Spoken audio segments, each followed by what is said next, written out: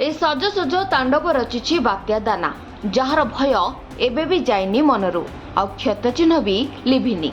दाना को सप्ताहे न पुरुणु पुणी ओडिशा को डराइलाणी आउ एक बात्या ताहा पुणी आगामी नवेम्बर रे जहाकु नै ओडिशावासी चिंता पुणी बढ़ी जाइछि। कुहा जाउछि कि ए नवेम्बर रे पुणी आसुछि आउ एक बड़ बात्या ओडिशा उपरे पड़ी पारे प्रभाव हेले केमिति रहिबो केउ आडकु मुहाइबो बात्या केउ केउ जिला एथिरे क्षतिग्रस्त हेबो ता स्पष्ट होई नथिले भी जोर धरिछि एबे एमिति किछि चर्चा हेले ए नै आईएमडी किबा आंचलिक पाणीपाग केन्द्र पक्षरु कोनोसी सूचना दिया जाय नाही किंतु एमिति किछि संकेत दैछि खड़ीरत्न पंजिका।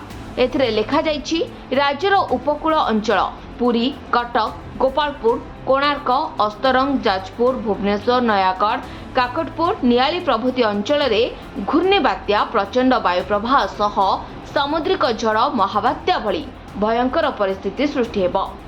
अक्टोबर 17 रु 23 मध्य अक्टोबर 26 रु 30 मध्य एवं नवेम्बर 5 रु 9 मध्य और नवेम्बर 11 रु 15 मध्य प्रचंड वायु प्रवाह सामुद्रिक झड़ लघुचाप जुआर तथा बन्या वित्पात द्वारा बहु धन जीवन प्रभावित हेब।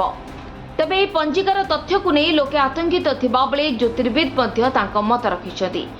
खड़ीरत्न पंजिकार दिया जायथिबा अक्टोबर र बात्या सूचना सत होई सारिछि आ दाना विशेष करी 3 जिला को प्रभावित करिछि।